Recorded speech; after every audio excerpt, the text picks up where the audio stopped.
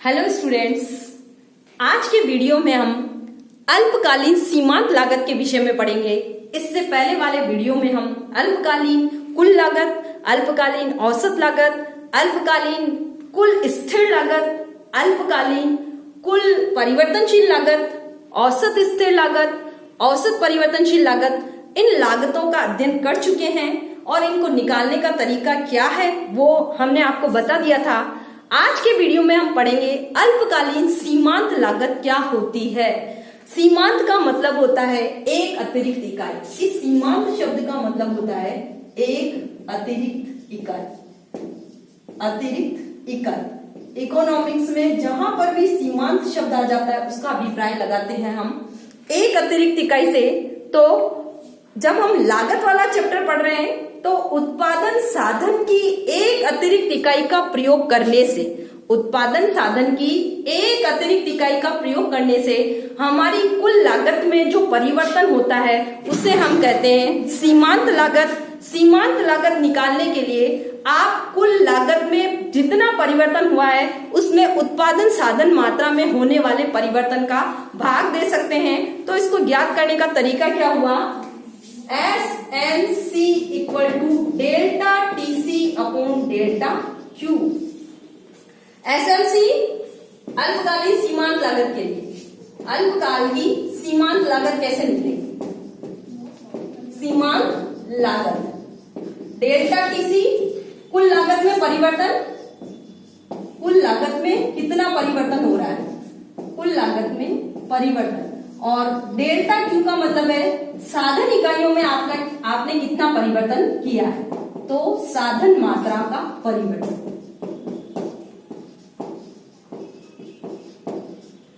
तो इसकी परिभाषा हम कैसे कर सकते हैं, किसी साधन की एक अतिरिक्त इकाई का प्रयोग करने से हमारी कुल लागत में जो परिवर्तन होता है उसको हम कहते हैं सीमांत लागत। अल्पकाल की सीमांत लागत है तो अल्पकाल की कुल लागत में होने वाले परिवर्तन को आप साधन मात्रा में होने वाले परिवर्तन से भाग दे दीजिए तो आपको आपकी अल्पकालीन सीमांत लागत मिल जाएगी। तो सीमांत एक अतिरिक्त इकाई के लिए आता है और उत्पादन साधन की एक अतिरिक्त इकाई का प्रयोग करने से हमारी कुल लागत जिस रूप में परिवर्तित होगी उसी को हम कहेंगे सीमांत लागत। और इसको ज्ञात करने का सूत्र है delta TC upon delta Q।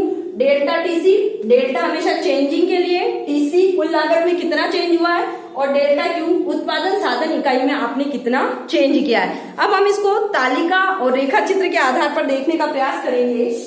जो अल्पकालीन सीमांत लागत है उसका आकार भी अंग्रेजी के U जैसा होता है।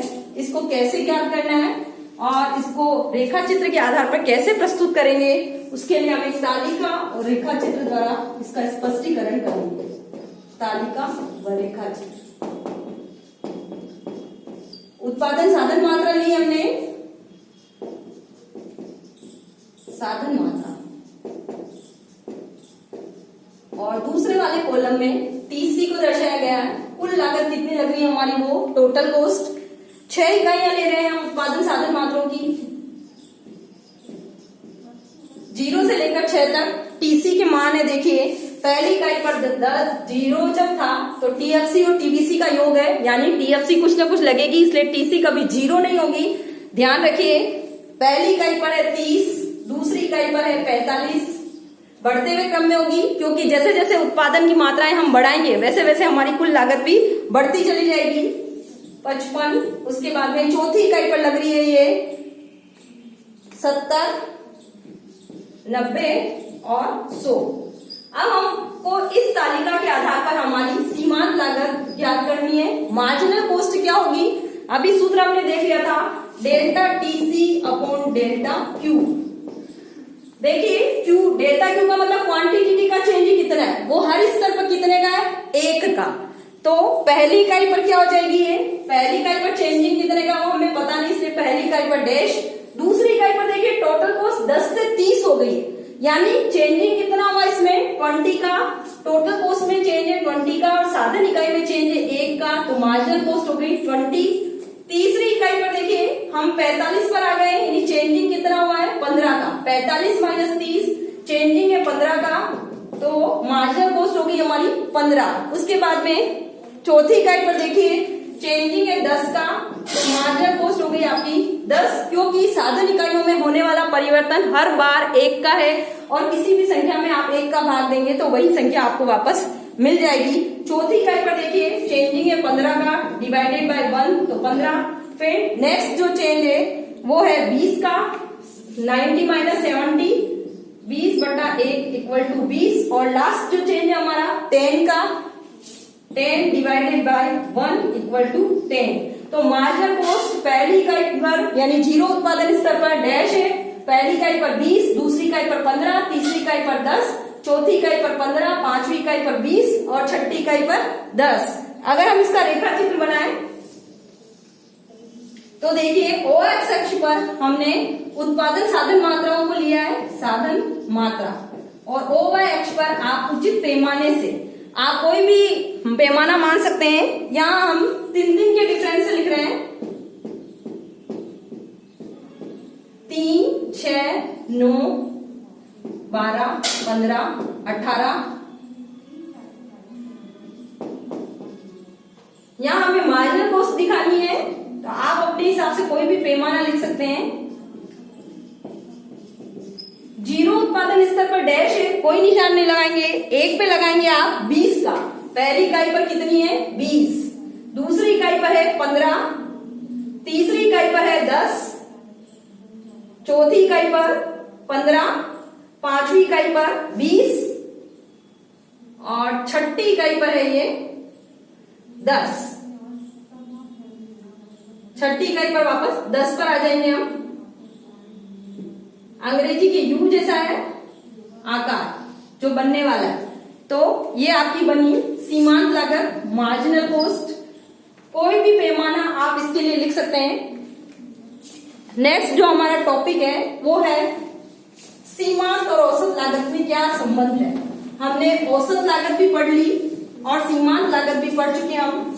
इन दोनों में क्या रिलेशन को दिखाई देता है, तो सीमांत और औसत लागत में संबंध, सीमांत व औसत लागत में संबंध।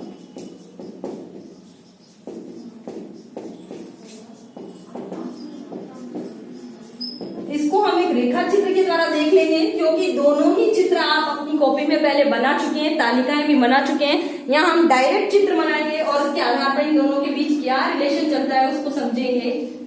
OX अक्ष पर साधन मात्रा, साधन मात्रा, और OY अक्ष पर क्या लिया है मैंने, लागत ली है। अंग्रेजी के U आकार की जैसी AC, पहले घटती दर से, फिर स्थिरता और फिर इसमें बढ़ने की गति तीव्र हो जाती है। उसके बाद में मार्जिनल कॉस्ट। इनके संबंध को यदि अपन देखें, दोनों ही अंग्रेजी के U आकार की है। सीमांत लागत जब गिरती है तो औसत लागत भी गिरती है, लेकिन सीमांत लागत के गिरने की जो गति है औसत लागत से अधिक तीव्र है। इसीलिए देखिए आप, सीमांत लागत इसके नीचे, सीमांत लागत गिरेगी तो औसत लागत भी गिरेगी, लेकिन सीमांत लागत के गिरने की गति औसत लागत से अधिक तीव्र होती है।